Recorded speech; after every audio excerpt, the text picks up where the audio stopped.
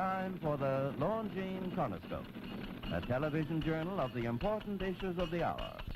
A presentation of the Longines Whitnor Watch Company, maker of Longines, the world's most honored watch, and Whitnor, distinguished companion to the world-honored Longines. Good evening. This is David Ross.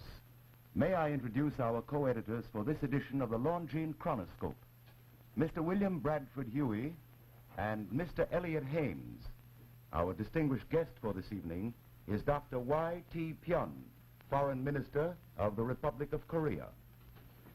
Mr. Pyun, it's a pleasure to have you with us on this Christmas season.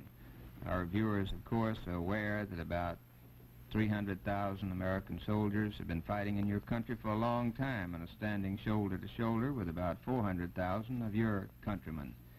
Now, sir, here in America, we are thinking about what can be done to get on with the war in Korea, and one of the things that's been suggested is that more Asiatics may be brought into South Korea to help hold the line there and carry on the war. And we'd like to know some of your country's reactions. Now, first of all, sir, it's been suggested that Japanese troops might be used in South Korea. Now, what would be the reaction in your country if Japanese troops came there? Well, we might be forced to fight Japanese first instead of fighting the communists. You would be so opposed to the Japanese coming there that you might actually open fire on them? Well, probably, yes. Well, now, why does this animosity exist between your country and the Japanese, sir? Well, I may give you a few reasons.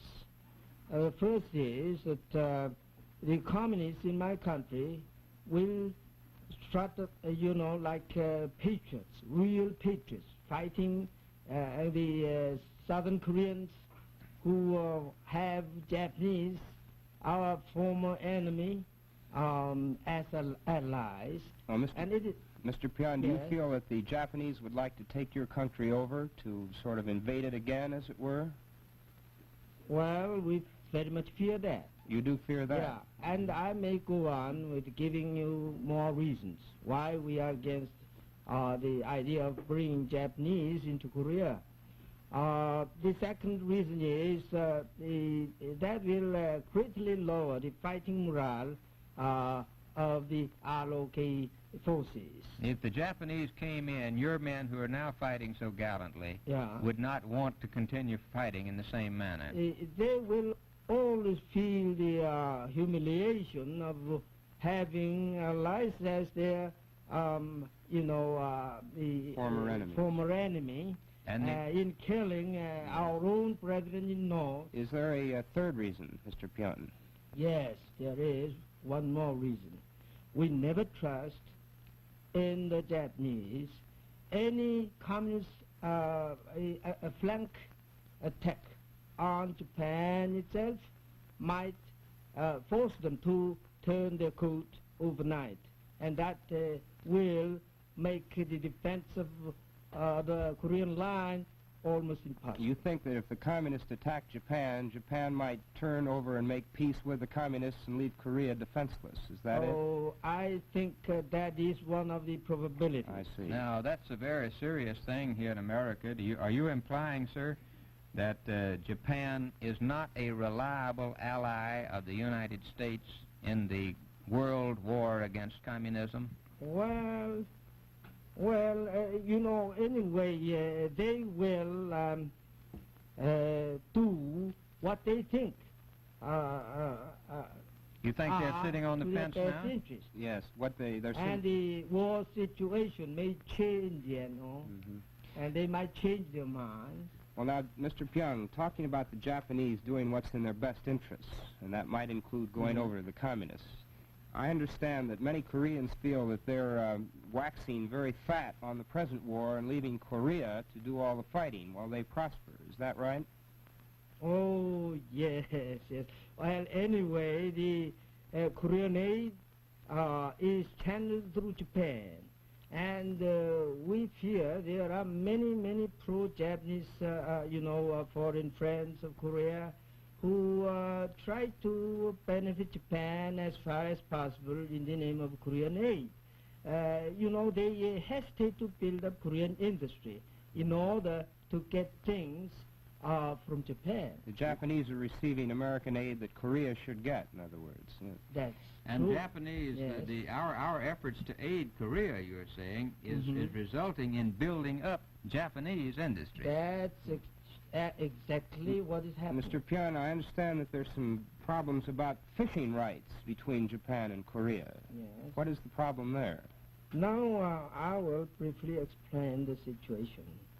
Our president made a proclamation drawing a line much closer to Korea than to Japan to protect Korean fishing resources, fishery resources, and Japan does not want to have that line drawn between Korea and Japan. It was Japan that kept Korean industry, primitive, undeveloped, by monopolizing the fishery in Korea for the past 40 years. And now they're doing the same thing. Same thing. I see. And not only that, these fishing boats will turn out moving bases of smuggling, and that will nip the Korean possibility of economic self-sufficiency in the bud. Well, sir, now, if you are so opposed to the Japanese that if they came in, there might be actual war between your people and the Japanese, what about the Chinese nationalists? What about the proposal that Chinese nationalist troops be moved from Formosa to Korea? Are you also opposed to that, sir? We do for a few reasons. And what's the first reason you oppose the Chinese nationalists? Well, from the point of view of global strategy, we believe Chinese divisions should be used on the mainland of China when the opportunity comes. One Chinese division used there rightly with the word 10 used elsewhere, including Korea. And the second reason is that might bring more confusion to the Korean situation, which is already very much confused, by bringing over the Chinese Civil War to Korea. And the third reason is that might give the Japanese an opening through which it can send its troops to Korea. And invade Korea again, yes. Well, Mr. Pyun, if you don't want Japanese troops in Korea and you don't want Chinese troops in Korea, that means that you have to fall back on your own Korean troops to bolster the United Nations battle line. How many troops do you think you might recruit for that purpose? You mean to expand? Yes, expand the ROC military force. I don't know the exact number of the Korean troops because that is supposed to be the military secret, but I imagine there may be over 400,000 of Korean troops, and that number can be doubled in near future, and we have more manpower than that than for that expansion. But the question is, how can we Koreans, with this their disrupted economy, support them in feeding and so on? The problem is then not the number of men which you can furnish, but how to support them and equip them and keep their families alive at home. Is the economic state of Korea a bad one right now? Oh, it's beyond description. Is there great suffering? Great suffering among your people? Now, in cities, you never notice such, but in outlying countries, people simply vanish by thousands because of lack of food, starvation, and so on, and young men are going to the front for fighting, leave their families feeding on tree barks and grass, and of course their fighting morale can be very high. Well, Mr. Pyun, it's been several years, or over a year now, that the United Nations has supposedly been helping Korea to reconstruct its economy and rehabilitate its economic life. Apparently they haven't helped very much. Is that right? Well, I don't think so. Indeed, much has been done. But, you know, there are many bottlenecks, you know, because war is still going on. And I may tell you very briefly how things stand where they are now. You know, 15 billions have gone into destructive war that has been limited to my small country for the last 13 months. And only $300 million have gone for rehabilitation and relief.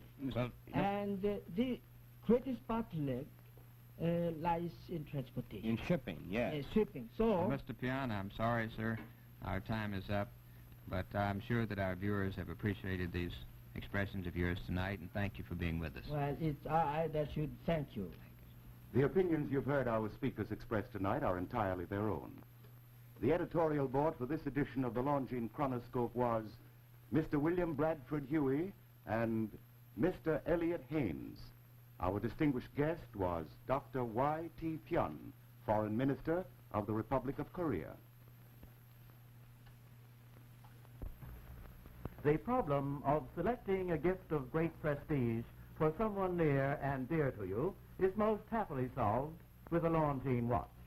Throughout the world, no other name on a watch carries as much prestige as Longines, the world's most honored watch. 10 World's Fair grand prizes and 28 gold medals for excellence and elegance, and highest honors for accuracy from the leading government observatories have made Longines, in fact, the world's most honored watch. Now, whenever you need to present a gift of great prestige, for a birthday, for an anniversary, for an important occasion, remember these facts. And remember, too, that you may buy and own or buy and proudly give a Longines watch for as little as $71.50. Longines, the world's most honored watch, premier product of the Longines Whitnor Watch Company, since 1866, maker of watches of the highest character. We invite you to join at this same time for the Longines Chronoscope, the television journal of the important issues of the hour, broadcast on behalf of Longines, the world's most honored watch, and Whitnor, distinguished companion to the world-honored Longines. This is Frank Knight, reminding you that Longines and Whitnor watches are sold and serviced from coast to coast by more than 4,000 leading jewelers who proudly display this emblem. Agency for Longines Whitnor watches.